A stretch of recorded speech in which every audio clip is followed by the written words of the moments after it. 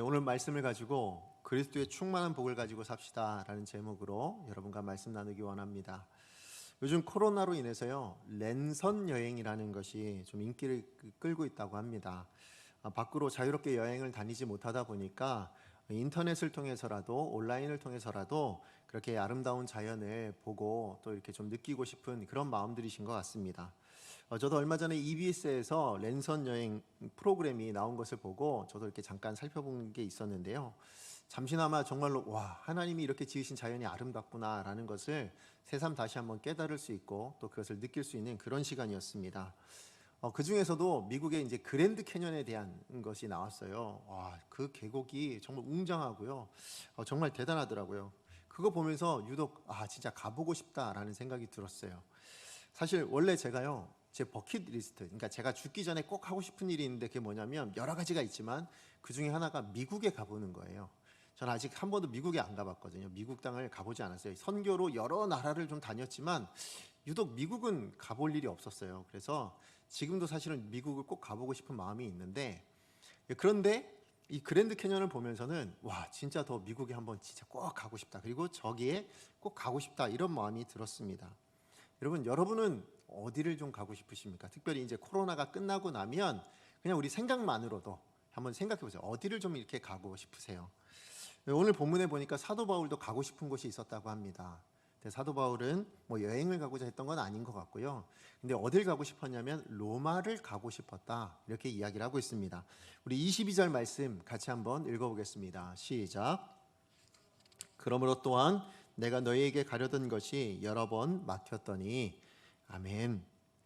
그동안 사도 바울은요, 예루살렘을 떠나서 소아시아 여러 지역을 두루다니면서 복음을 증거했어요. 그것을 전도 여행이라고 표현을 하는데 1차, 2차, 3차에 걸쳐 가지고 전도 여행을 떠났습니다.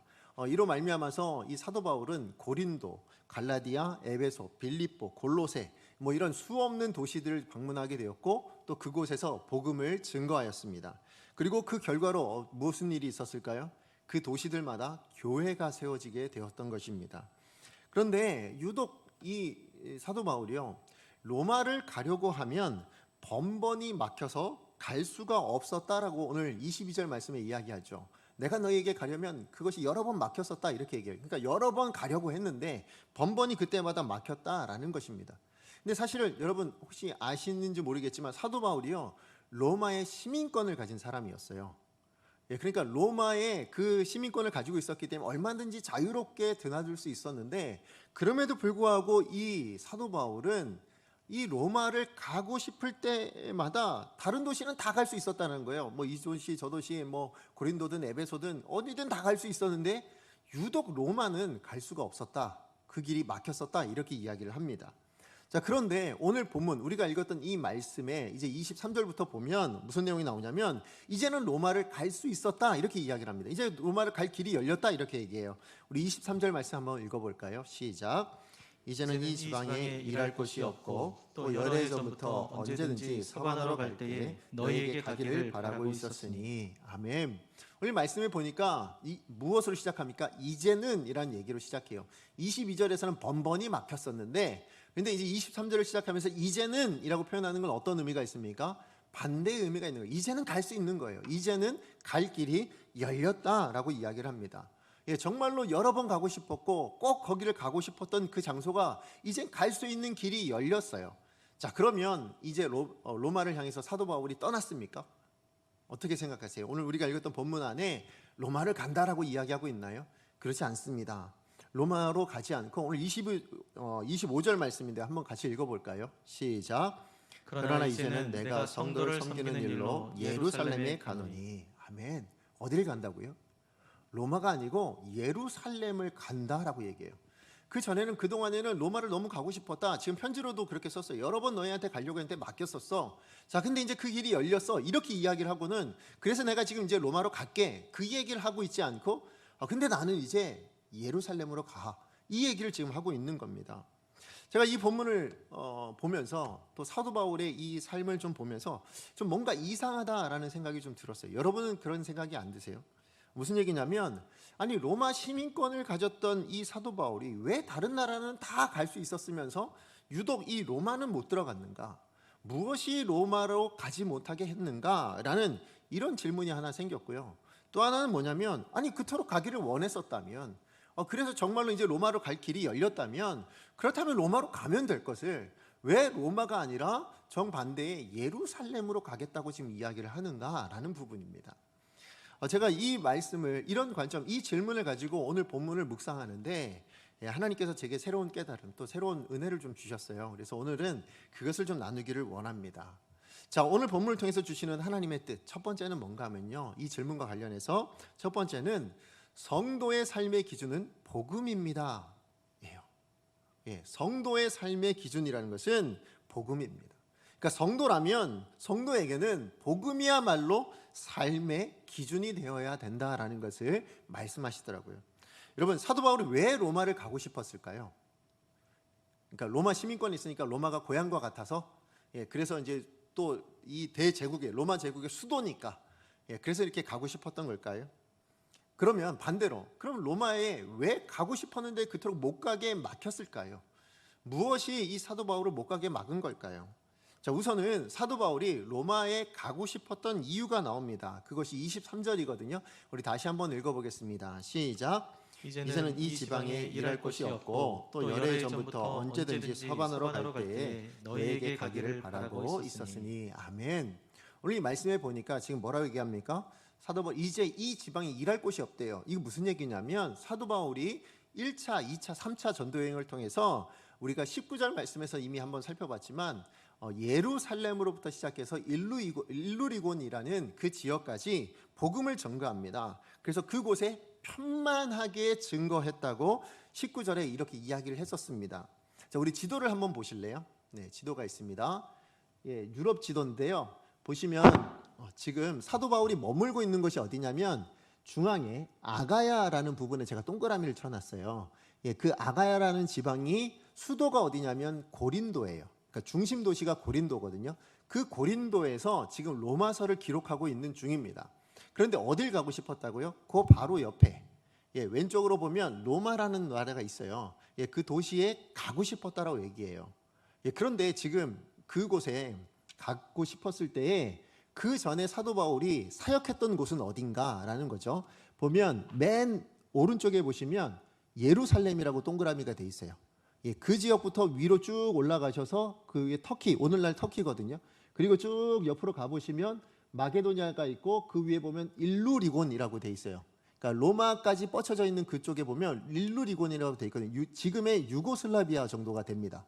그러니까 이쪽 지역까지, 그러니까 소아시아 전체 지역을 다해서는 복음을 그렇게 편만하게 전했다라고 얘기해요. 그러니까 더 이상 이제 이 도시마다 복음을 증거할 곳이 이제는 없습니다라고 이야기를 하는 거죠. 자, 그런데 한 번도 복음이 전파되지 못한 곳에 대한 소식을 듣게 된 거예요. 아니, 저 지역에는 한 번도 복음을 전파된 곳이 없습니다. 누구도 복음을 전한 사람이 없습니다 라는 이야기를 듣게 돼요. 그곳이 어디일까요? 그게 서바나라는 곳입니다. 서바나는 어디냐면 지금 맨 왼쪽에 보시면 스페인이라고 제가 동그라미 쳐놨거든요. 저 스페인, 오늘날 스페인이 바로 그 성경시대에는, 초대교회 시대에는 서바나라는 곳으로 불렸습니다. 그러니까 이 서바나라는 곳에는 복음이 한 번도 증거가 되지 않았는데, 그 이야기를 들으니까 사도 바울 입장에서 뭐예요? 자기가 무엇으로 부름을 받았죠? 이방인의 사도로 부름을 받았잖아요. 그러니까 이방인들에게 복음을 증거하는 것이 자기의 소명인 줄 알고 있는데, 복음을 듣지 못한 이방인들이 있다라는 거예요. 민족이 있고 나라가 있다라는 겁니다. 그러니까 그곳에 꼭 가야 되겠다. 내가 저기에 가서 복음을 증거해야 되겠다라는 그런 사명의식이 생긴 거예요. 소명의식이 생긴 거예요. 그런데 저 서바나를 가려면 어디를 지나가야 될까요? 로마를 지나가게 돼 있는 거예요. 그러니까 저 로마를 가고 싶었던 이유는 뭐냐? 결국엔 서바나에 복음 증거하고 싶은데 그 길에 들르기 위해서, 그 서바나를 가기 위해서 들르는 것, 그래서 로마를 가고 싶다, 그렇게 이야기를 하는 것입니다. 그러니까 사도 바울의 입장에서는 로마 정착이 목적이 아닌 거예요. 그냥 로마를 관광하고 싶어서 가는 것이 아닙니다. 로마는 그곳에서 파송을 받아 스페인에 가서 복음 증거하기 위해서, 복음 때문에 자기는 그 로마에 가고 싶었다, 지금 그렇게 이야기를 하고 있는 것입니다.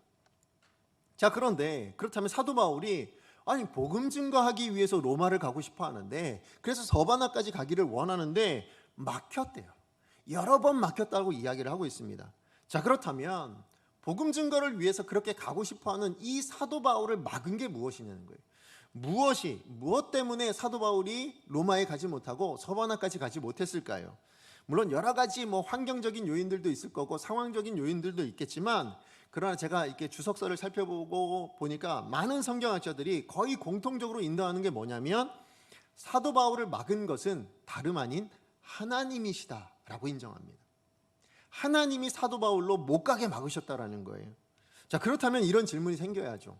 아니, 이방인에게 복음 증거를 위해서 하나님이 사도로 세우셨잖아요. 그게 사도 바울이잖아요. 이방인에게 복음 증거를 위해서.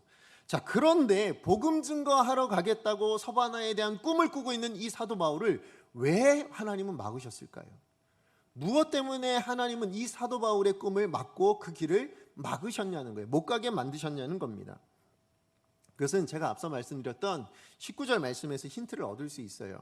자, 19절 하반절 말씀 우리 같이 한번 읽어보겠습니다. 시작. 그래야 내가 예루살렘으로부터 두루 행하여 일루리곤까지 그리스도의 복음을 편만하게 전하였노라. 아멘. 지금 사도 바울에게 하나님 주신 소명이 있습니다. 그게 뭐예요?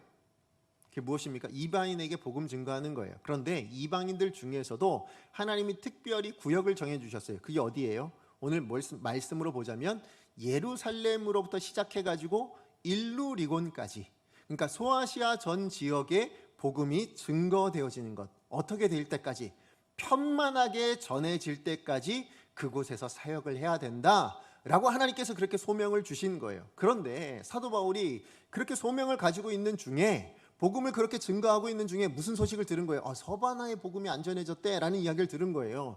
그러니까 나 그럼 서바나로 가보고 싶다. 그래서 가려고 노력했는데 누가 막으셨다고요? 하나님 막으신 거예요. 왜 막으셨을까요? 뭐가 안 돼서 그럴까요? 오늘 말씀해 보니까 편만하게 안 증거돼서 그런 거예요.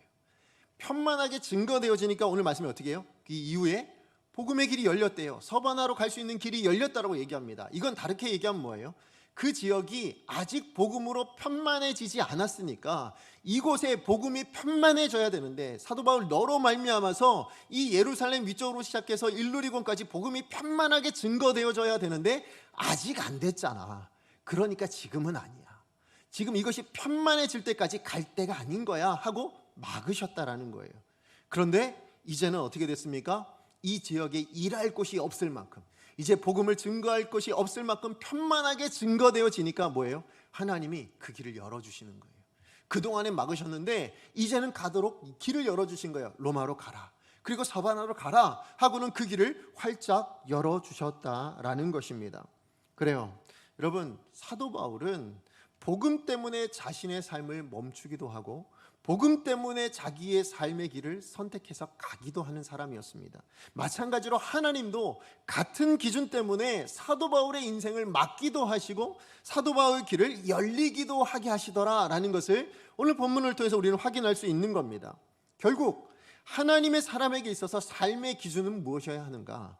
무엇이어야 합니까? 복음이어야 된다는 거예요. 복음이 우리 인생의 기준이 되어야 된다는 겁니다. 복음이 하게 하는 것을 행하게 하는 것, 또 복음 때문에 하고 싶지만 하지 말고 멈춰야 하는 이유도 어디에 있다고요? 그게 복음 때문이라는 거예요. 그게 성도의 삶의 바람이고 목적이고 마땅한 바라는 것입니다. 여러분, 복음 이렇게 이야기하니까 그러면 다 선교사가 되어야 된다는 얘기인가요? 아니면 목회자가 되어야 된다는 얘기인가요? 그게 아닙니다. 무슨 얘기일까요? 내 삶의 자리에서예요.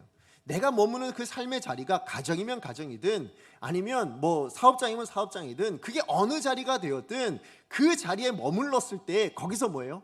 복음 때문에 내가 뭔가를 하기도 해야 되고 복음 때문에 하지 말아야 될 일들도 있다라는 거예요. 복음이 성도에게 마땅한 삶의 기준이 되는 그런 삶을 살아내라.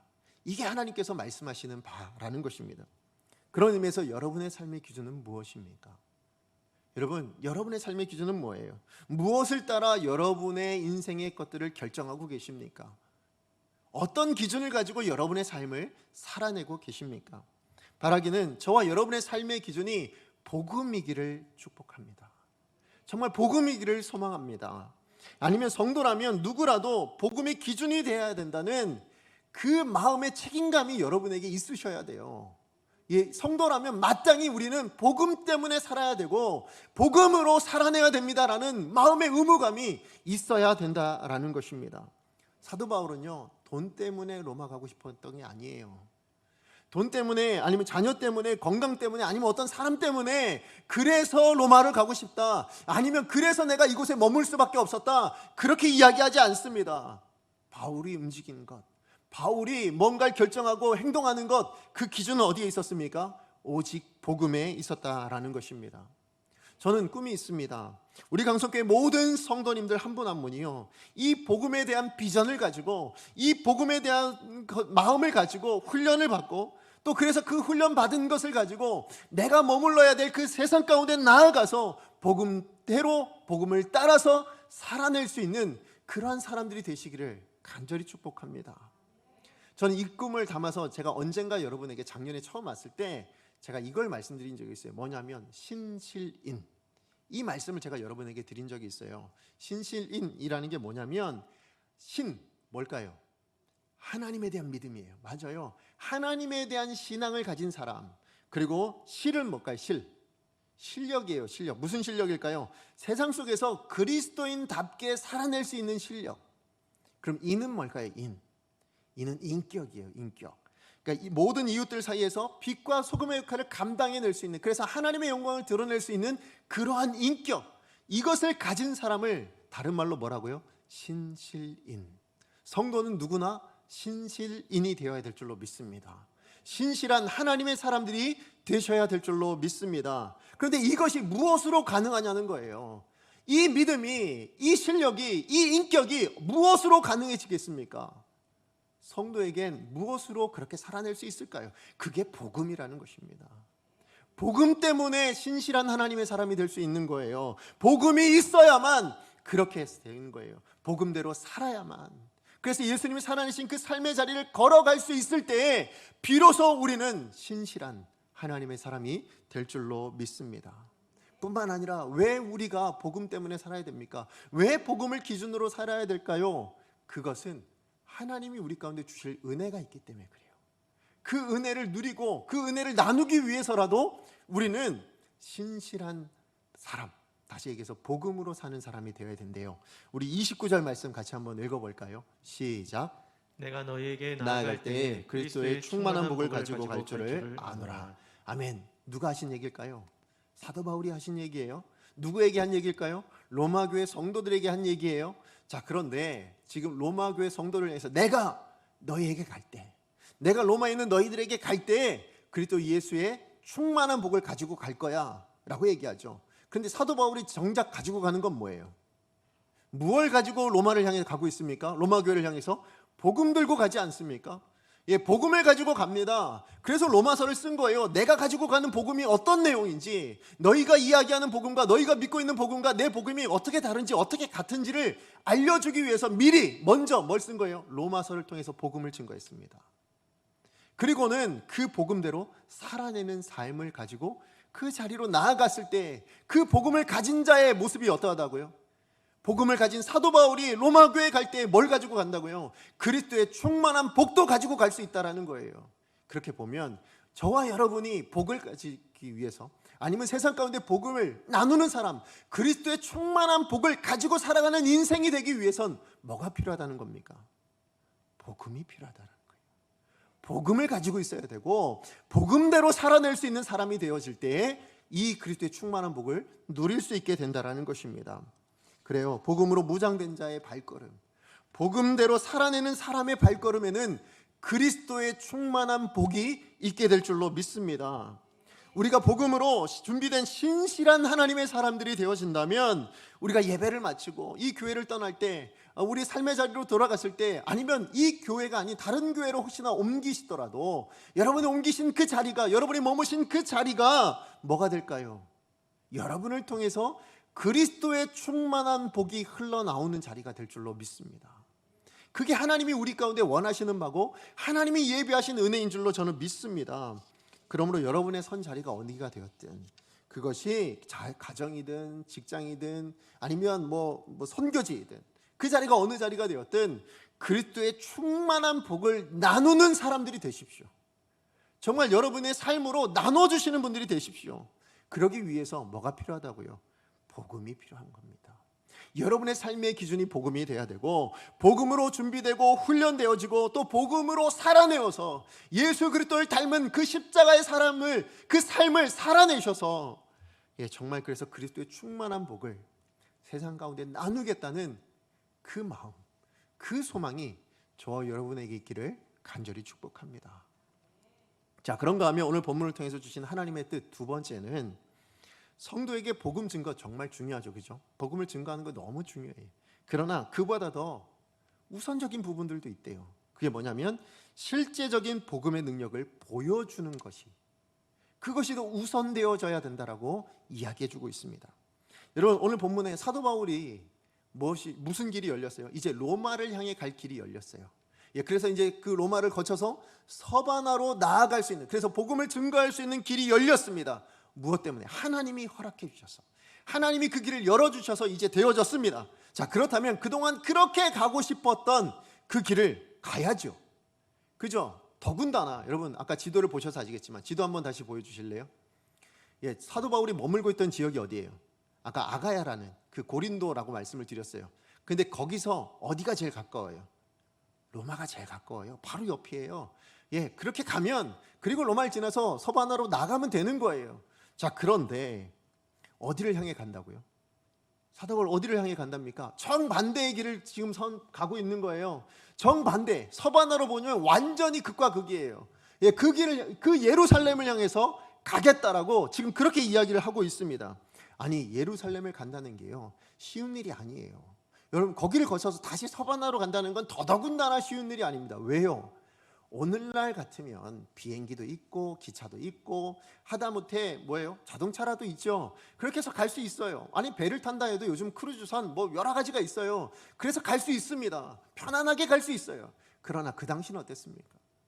그 당시에 비행기가 있었습니까? 뭐가 있었어요? 아무것도 없어요. 배는 어떻습니까? 배도 아무나 탈 수 없었어요. 왜요? 어마어마한 돈이 필요하거든요. 이 장기적으로 여행을 하려면 얼마나 많은 돈이 필요하겠습니까? 그런데 지금 사도 바울은 그 모든 것을 감내해내고서라도 그 많은 돈을 투자했었든지 아니면 또 뭐예요? 시간적으로는 얼마나 많이 걸렸었겠습니까? 거꾸로 갔다가 다시 돌아온다는 건 어마어마한 시간들이 걸렸을 거예요. 몇 달이 걸릴지 몰라요. 그런데 그 길을 가겠다라는 겁니다. 뿐만 아니라 얼마나 위험하겠습니까? 그런데 이 모든 것을 다 감내하고서라도 지금 어딜 가고 있는 거예요? 예루살렘을 향해서 가고 있다라는 것입니다. 왜 갈까요? 아니, 그냥 다른 사람한테 맡기고 가면 되지. 왜 그 길을 향해서 가는가? 왜 예루살렘을 가는가? 26절입니다. 시작, 함께 읽겠습니다. 시작. 이는 마게도냐와 아가야 사람들이 예루살렘 성도 중 가난한 자들을 위하여 기쁘게 얼마를 연보하였습니다. 아멘. 오늘 말씀을 보니까 뭐라고 얘기합니까? 그 당시에 예루살렘에 가난한 사람들이 많았던 것 같아요. 학자들은 거기에 기근이 있어가지고 심각한 기근이 와서 이렇게 많은 사람들이 가난해졌다, 뭐 이런 이야기, 그래서 궁핍해져서 고난을 당하고 있었다, 이런 이야기들도 있습니다. 어쨌든 그런 예루살렘의 가난한 성도들 때문에 이 마게도냐나 아가야에 있는 이방인 성도들이요, 어떻게 해요? 헌금을 모집한 거예요. 헌금을 모은 거예요. 헌금을 했습니다. 그리고는 그들에게 연보로 준비를 했다라고 그렇게 이야기해요. 그리고 사도 바울은 그 연보를 가지고 이제 예루살렘으로 가게 됐다, 지금 그 이야기를 하고 있는 것입니다. 여러분, 앞서 지도를 보셔서 아시겠지만 그 예루살렘이 결코 가까운 거리가 아니잖아요. 그러고 보면 사실은 그냥 믿을 만한 사람을 통해 가지고 이 연보 맡겨서 이거 전달해줘 하고 자기는 어디를 가요? 복음 증거가 그렇게 중요하고 그동안 그렇게 열망했던 거니까 그냥 로마를 거쳐서 서바나로 가면 될 텐데 그러지 않아요. 정말 서바나로 갈 수 있는 길이 코앞에 열려져 있는데도 불구하고 그리 가지 않는다라는 것입니다. 더군다나 이 사도 바울이요, 예루살렘으로 가게 되잖아요. 그러면 두 가지 문제를 맞닥뜨리게 됩니다. 그게 무슨 문제냐면, 여러분, 이 문제 때문에 로마 교회 성도들에게 기도를 요청하거든요. 그게 31절입니다. 우리 기도의 내용이 31절에 나오는데 같이 한번 읽어보도록 하겠습니다. 시작. 나로 유대에서 순종하지 아니하는 자들로부터 건짐을 받게 하고 또 예루살렘에 대하여 내가 섬기는 일을 성도들이 받을 만하게 하고. 아멘. 지금 사도 바울이 염려하고 있는 문제가 두 가지가 있어요. 첫 번째가 뭐예요? 유대인들 그 예루살렘에서 안전에 대한 문제예요.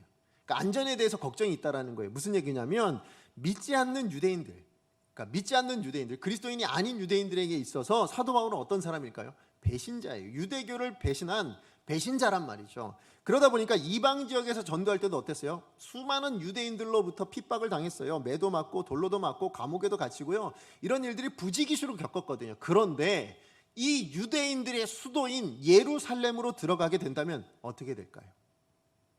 더 위험한 건 불보듯 뻔한 일 아닙니까?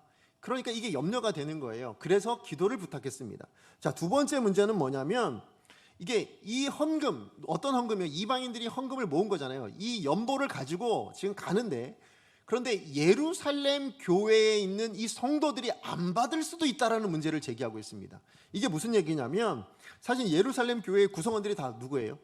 유대인들이잖아요. 유대인 그리스도인이니까 유대인이었는데 유대교를 믿다가 이제 개종해서 그리스도 복음을 듣고 이제 그리스도인이 된 사람들이에요. 자, 그런데 그렇게 성도이긴 하지만 마음 한켠에는 여전히 어떤 마음이에요? 유대인들이 가지고 있었던 마음, 이방인에 대한 편견들이 있는 거예요. 그렇기 때문에 이것 때문에 문제가 있을 수도 있다. 또 하나는 뭐냐면 여러분, 예루살렘 교회는 어떻게 보면 가장 먼저 생긴 교회잖아요. 그러니까 모든 교회의 모교회라고 이야기할 수 있어요. 자, 그런데 이 모교회가 가지고 있는 자존감이라는 게 있잖아요. 자존심이라는 게 있잖아요. 그런데 이 다른 이방 교회에서 그것도 우리가 가난하다고 헌금을 모아가지고 하고는 이 자존심 때문에 안 받을 수도 있는 그런 상황이 생길 수도 있다라는 것입니다. 그런데 더 중요한 문제는 뭐냐? 그렇게 예루살렘 교회가 만약에 이 연보를 안 받는다면, 그래서 우린 거절할 거야 라고 얘기를 한다면 이 연보를 준비한 이방인 교회 입장에서는 어떨까요? 그것도 화가 나겠죠. 우리가 어떻게 준비한 건데, 야, 그래도 니들 생각해가지고 우리도 어려운 중에 이렇게 다 준비해가지고 기쁘게 즐겁게 준비해놨는데 안 받겠다고? 그럼 절교야, 이제 끝이야, 이렇게 나올 수 있잖아요. 결국은 이방인 교회와 예루살렘 교회가 하나 되지 못하고 오히려 나뉘어질 수 있는, 그래서 갈라질 수 있는 그런 가능성이 있었다라는 것입니다. 그래서 기도를 부탁하고 있었어요. 특히나 이 사도 바울에게 있어서 이 두 번째 문제는 굉장히 심각하게 생각될 수 있는 문제였습니다. 왜 그럴까요? 사도 바울이요, 그래서 사실 이 심각한 문제 때문에 확인할 게 있어서 자기가 가지고 간 거예요. 뭘 확인하고 싶었을까요? 여러분, 이것은 연보라는 단어를 통해서 우리가 한번 생각해 볼 수 있어요. 여러분, 연보라는 단어 무슨 뜻일까요? 우리 보통 연보 요즘은 안 쓰잖아요, 그죠? 예전에는 많이 썼는데 연보 무슨 뜻이에요? 헌금 이야기할 때 많이 쓰잖아요. 헌금, 그냥 보통은 헌금을 이야기하지만, 그런데 이 연보라는 단어가 어떤 한자로 쓰여져 있냐면 한번 띄워주시겠어요? 연보라는 단어가요, 버릴 연자에 도울 보자예요. 그러니까 무슨 얘기예요? 버리겠다는 얘기가 뭐예요? 그러니까 받을 생각이 없다라는 거죠. 돌려받을 생각이 없이라는 뜻이에요. 그러니까 돌려받지 않고 그럴 생각 없이 내 재물, 내 것을 어떻게 해요? 가지고 나누어 줘서, 그래서 어떻게 해요? 돕겠다. 이게 사실은 연보예요. 연보의 의미가 바로 여기에 있습니다. 자, 그런데 더 중요한 의미가 있어요. 더 중요한 의미는 뭐냐면 이 단어의 헬라어적인 의미입니다. 헬라어는 뭘로 쓰였냐면 코이노니아라는 단어를 썼어요. 사도 바울이 이 연보라는 단어를 쓰는데요, 코이노니아라는 단어를 썼어요. 여러분, 코이노니아 많이 들어보셨죠? 우리 코이노니아를 나눕시다, 우리 코이노니아 합시다, 이런 얘기를 들어보셨을 거예요. 무슨 얘기일까요? 교제하자라는 얘기예요. 교제합시다, 이런 의미로 코이노니아 이렇게 얘기합니다. 하나님과의 교제, 아니면 사람과 성도들 간의 교제, 이걸 이야기할 때 코이노니아를 얘기하거든요. 자, 그렇다면 무슨 얘기를 하고 싶은 거예요? 사도 바울은 이 연보라는 것을 가지고 성도들이 헌금한 거 있잖아요. 이방인 성도들이 헌금한 걸 가지고 뭐라고 표현했다고요? 코이노니아라고 지금 표현하고 있다고요. 무슨 얘기하고 싶은 거예요? 그러니까 성경이 이야기하고 있는 코이노니아는 어떤 의미인 겁니까? 단순히 교제하는 수준이 아니라는 거예요. 그냥 서로 만나서 이야기하고 나누고 이 정도가 아니라 무엇이어야 된다고요? 자기의 모든 것을 다 내려놓고 서로 세우고 서로 도울 수 있는, 그래서 다시 돌려받는 게 아니라 그냥 내 것으로 서로 세워주고 내 것으로 필요를 채워주고, 그런 관계가 뭐라고요? 그게 코이노니아다, 이렇게 얘기하는 거예요. 자, 그래서 여러분, 초대교회의 모습이 어땠습니까? 사도행전에 나타난 초대교회, 처음 교회가 생겨졌을 때 모습이 어땠어요? 주인과 노예가 하나 되어졌어요. 그렇죠? 교회 안에서는, 교회 안에 들어왔을 때는 주인 노예가 아니었어요. 그냥 형제 자매였죠. 남자 여자가 어때요? 구별이 없었어요. 함께 즐거워하고 함께 했어요. 또 뿐만 아니라 심지어 뭐예요? 자기가 가지고 있는 재산들도 다 어떻게 했어요? 교회 앞에 다 내놓는 거예요. 그리고 필요한 사람들 나눠 쓰십시오. 필요한 만큼 쓰십시다. 이렇게 해서 나누어지는, 그래서 누구라도 할 것 없이 이 코이노니아의 본질이 드러났던 것, 그게 어디라고요? 초대교회예요. 무슨 얘기입니까?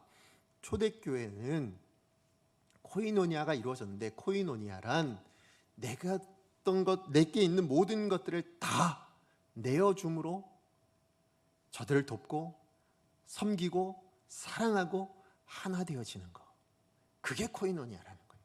받을 마음으로 하는 게 아니고 주는 걸로, 그냥 내 것을 다 내어주는 걸로 그렇게 하는 것을 이야기하는 겁니다. 여러분 생각해 보세요. 사도 바울이, 근데 이게 왜 중요하냐면, 사도 바울이 로마서를 기록할 때 내용이 뭐였죠? 복음이었어요. 그죠? 복음이었습니다. 구원을 어떻게 받는지, 그래서 그 구원의 내용이 되는 복음이 어떤 내용인지를 말씀해 줬습니다. 그리고 그 다음에 뭘 얘기했어요? 이 복음으로 구원받은 사람이 어떻게 살아야 되는지를 이야기했는데, 그 어떻게 사는 게, 그 복음의 능력이 뭐라고 얘기합니까? 생각이 다르고 환경이 다르고 가치관이 달라도 뭐 해야 된다? 서로 인정하고 받아들이고 용납할 수 있어야 된다. 지금 그렇게 이야기를 했어요. 그게 로마서에서 복음으로 사는 사람의 이야기다. 그 이야기를 한 거예요. 그래서 뭐 얘기합니까? 우상 앞에 바쳐진 고기도 먹는 문제를 어떻게 얘기합니까? 서로 받아줘라, 서로 인정해라. 믿음이 연약하건 믿음이 강하건 받아줘라. 심지어는 로마 교회 안에 있는 이방인들, 이방인 그리스도인이든 유대인 그리스도이든 다 서로 받아줄 수 있어야 된다. 이렇게 이야기를 하고 있는 게 이 로마서거든요. 그러니까 왜 그렇게 얘기할 수 있는 거예요? 그게 복음의 능력이니까. 복음은 이런 능력이 있는 겁니다 라고 로마 교회 성도들에게 이야기를 해요. 자, 그런데 이 복음의 능력을 이야기하고 전하는 그 복음이 정말 그러한가? 과연 그러한가? 이것이 무엇으로 나타나야 되는 거예요? 오늘 예루살렘 교회와 이방인 교회 안에서도 나타나야 되는 거 아니냐는 거죠. 그러니까 이것이 증거져야 되는 것이 아닌가라는 거예요. 그러니까 예루살렘 교회가 이방인 교회의 이 연보를 통해서 하나 되어지는 것이 증거되어져야 되고, 이 진정한 코이노니아가 이루어져야만 뭘 할 수 있는 거예요? 내 복음은 진짜다라고 얘기할 수 있는 거예요. 내가 말하는, 내가 증거하는, 내가 로마서에 기록해놓은 이 복음은 진짜 그런 능력이 있는 것이야. 증거를 대봐. 예루살렘 교회를 봐, 이방인 교회를 봐, 지금 이 교회를 통해서 나타난 모습을 보라고 이렇게 이야기할 수 있다는 거예요. 그래서 복음이 진짜 답입니다. 복음이 있어야만 사람이 변해요. 복음이 있어야만 하나님과 믿지 않는 사람도 하나가 될 수 있어요. 아니, 성도들도 하나가 되어질 수 있습니다. 이게 진짜예요. 복음의 능력이에요. 이렇게 말할 수 있다라는 것입니다. 그런데 만약에 이게 되어지지 않는다면, 이 연보를 가지고 갔는데 난 안 받아, 아니 안 받는다고? 그래, 그럼 우리도 필요 없어, 이러고 나누어진다면, 그렇다면 이 복음은 뭐예요? 말뿐인 거잖아요. 그냥 입만 복음이 답인데, 복음이 소망인데, 복음이 정답인데 말만 그렇게 하고 실제로는 영역이 없고 실제로 능력이 안 나타나면 우리가 어떻게 이 복음 들고 서바나 가겠니? 이 복음 들고 어떻게 다른 곳에 가서 복음을 증거하겠니? 지금 사도 바울이 그것을 염두에 두고 있는 것입니다. 그래서 복음 증거하는 것도 중요하지만 뭐가 더 중요하다고요? 복음이 실제적으로 능력이 되어지는 것을 보여주는 것, 그것을 살아내어 주는 것, 이게 더 중요하다 보니까 사도 바울이 어떻게 하는 거예요? 지금 그 길이 열렸는데, 이제 예루살렘을 떠나서, 아니 그 고린도를 떠나서 로마를 지나서 서바나로 갈 수 있는, 그토록 염원했던 그 길을 갈 수 있었음에도 불구하고 그것을 포기하고 이 연보를 들고, 이 코이노니아를 들고 예루살렘 교회를 향해서 가고 있는 이유가 바로 여기 있는 거예요. 뭘 하고 싶었을까요? 확인하고 싶은 거예요. 증명하고 싶은 거예요. 이 복음이 어떠한 능력이 있는지, 이 복음으로 말미암아 무슨 역사가 일어나고 있는지를 보여주고 싶은 거예요. 그리고 그것을 확인해서 그 근거를 가지고 어딜 가는 겁니까? 열방을 향해 나가는 거예요. 자기의 삶의 자리로 다시 나아가는 거예요. 그래서 이 복음은 정말 능력이 있는 겁니다. 이 복음은 정말 살아있습니다. 이 복음이야말로 이 땅의 희망이 되어집니다. 이렇게 이야기할 수 있었다라는 것입니다. 여러분, 오늘 우리도 마찬가지예요. 여러분도 복음 이야기하잖아요. 그렇죠? 복음을 이야기합니다. 복음을 증거합니다. 때로는 예수 그리스도의 십자가를 이야기합니다. 그 십자가를 증거합니다. 그런데요, 그 증거가 여러분이 복음을 전하고 여러분이 이야기하고 있는, 여러분의 입술 가운데 담아놓고 있는 그 복음이 능력으로 나타나지 않는다면, 실제적인 삶으로 나타나지 않는다면 우리가 어떻게 복음을 증거하겠습니까? 성도의 삶으로, 교회의 모습으로 복음이 무엇인지를 보여주지 못한다면 우리가 그 복음을 들고 어떻게 세상 가운데 나가서 어떻게 믿지 않는 사람들에게 복음이 답이고 복음이 소망이고 복음이 희망입니다, 복음으로만 바뀔 수 있습니다, 이렇게 말할 수 있겠냐는 것입니다. 우리 교회 안에조차도 누리지 못할 복음의 능력이라면 세상을 향하여서 복음을 당당하게 이야기할 수 있을까요? 여러분의 입술로 아무리 복음에 대한 이야기를 한다 한들 그 사람들이 받아들이겠습니까?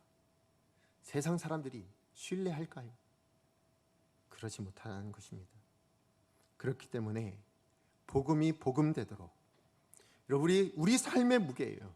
우리 삶으로 드러내는 그 증거들을 담아내는 성도가 되는 것, 이것이 사도 바울이 그랬던 것처럼 오늘 우리에게도 복음을 증거하는 것 못지않게, 어쩌면 복음 증거하기를 위해서라도, 이 복음이 살아있는 복음이 되게 하기 위해서라도 우선적으로 우리가 반드시 감당해야 될 우리의 의무이자 우리의 책임일 수 있다는 것입니다. 복음을 살아내셔야 돼요. 여러분, 복음을 받은 사람답게 살아내셔야 되는 거예요. 말로만 살아내는 게 아니고, 말로만 전하는 게 아니고 삶으로도 보여야죠. 말씀의 결론을 맺습니다. 사랑하는 성도 여러분, 여러분의 삶의 기준은 무엇입니까? 바라기는 복음이시길 바랍니다. 여러분이 무엇인가를 결정하고 선택한다면 그 기준은 복음이어야 합니다. 또한 복음에 합당한 증거를 보이셔야 돼요. 무엇으로요? 입으로 말고 여러분의 삶으로, 구체적인 실천으로 그 복음을 보여주셔야 돼요. 그래야 세상 가운데 우리가 담대하게 복음을 전할 수 있고, 세상 가운데 우리가 복음의 사람으로서 당당하게 설 수 있는 거예요. 그래야 그리스도의 충만한 복을 가진 사람이 되죠. 나눌 수 있는 사람이 되죠. 그리고 저는 오늘 본문 33절에 나온 이 은혜가 누려지게 될 거라고 좀 믿어요. 우리 33절 말씀 같이 한번 읽어볼까요? 시작. 평강의 하나님께서 너희 모든 사람과 함께 계실지어다. 아멘. 평강의 하나님이 이 세상 안에서요, 우리가 복음으로만 살면 평강의 하나님이 우리와 함께 하시겠대요. 우리와 함께 하시겠대요. 이게 하나님의 약속이고 이게 하나님의 은혜예요. 복음으로 삽시다. 복음을 기준으로 삽시다. 복음을 말로만 전하는 자가 아니라 삶으로도 전할 수 있는 그런 저와 여러분이 된다면 그리스도의 충만한 복, 평강의 하나님이 함께 하시는 은혜, 이것이 저와 여러분에게 평생에 누려지는 그런 성도님들이 다 되실 줄로 믿습니다. 우리 시간에 지금 말씀을 기억하면서 함께 찬양했으면 좋겠습니다. 우리 시간에 찬양할 때요, 예수 가장 귀한 그 이름. 여러분, 복음이라고 말씀을 드렸는데 복음이 뭐예요? 복음이 뭐예요? 다른 거 아니에요. 예수죠. 그죠? 예수님이에요. 예수님답게, 예수님처럼, 예수님을 닮아, 그 예수님이 나한테 가장 귀합니다. 복음이 기준이란 얘기가 뭐예요? 다른 것이 귀한 것이 아니라 예수님만 귀합니다. 예수님만 나한테 소중합니다. 나 자신보다도 예수님이 더 좋아요. 그 세상의 어떤 것보다도 나는 예수님이 좋아요. 그래서 예수님을 따라 살고요, 그래서 예수님 닮으려고 노력하고요. 저 그렇게 살려고 합니다. 여러분도 이 좋은 예수 누리셔야죠. 이렇게 말하는 게 복음진 거잖아요. 그렇지 않아요? 오늘 찬양의 가사 그래요. 예수 가장 귀한 그 이름, 예수 왕의 왕이 되신 주님, 그 주님이 우리의 기도를 들으시고 우리를 끝없이 사랑해 주시고 우리를 손을 잡아주시는 분이시라고 얘기합니다. 우리 믿음으로 고백했으면 좋겠어요. 예수님만이 내 주인이십니다. 이 마음으로 나 복음으로 정말 살겠습니다.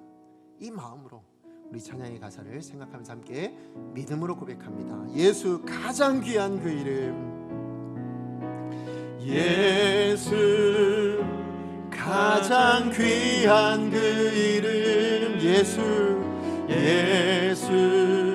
언제나 기도 들으사 오 예수 나의 손 잡아주시는 가장 귀한, 정말 여러분에게 가장 귀합니까? 우리 입술로 고백합니다. 예수 찬양하기 원하네, 예수 찬양하기 원하네, 찬양하기 원하네. 예수 처음과 나중 되시는 오 예수 날 위해 고통 당하신 가장 귀한, 정말 가장 귀하십니까? 우리 믿음으로 다시 한번 고백합니다. 예수 왕의 왕이 되신 주, 예수 왕의 왕이 되신 주, 예수 당신의 끝없는 사랑, 나도 주님 사랑합니다.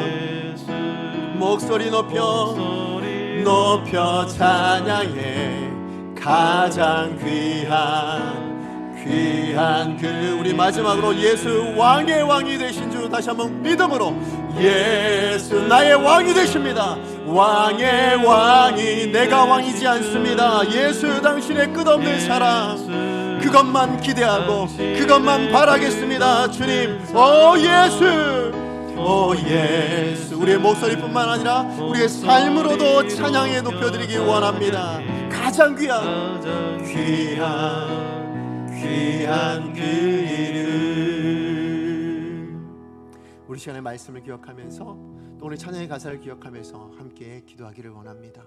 하나님, 복음으로 살아내야 되는 사람이 성도인데, 복음 때문에 구원받아서 복음으로 예수 그리스도를 닮아가기 원하시는 것이 하나님 아버지의 마음이신데 우린 입술로만 살고 있는 것은 아닌지, 우리 입술로만 이야기하고 있는 것은 아닌지, 우리 삶으로는 내 생각대로, 내 가치관대로, 내 마음대로 그렇게 살아가고 있는 것은 아닌지, 그래서 복음이 아무런 능력이 없다고, 복음도 할 수 없는 것이 있다라고 그렇게 세상 가운데 보여주고 있는 것은 아닌지, 우리의 죄를 용서해 달라고 회개하고, 이게 첫 번째 기도 제목이에요.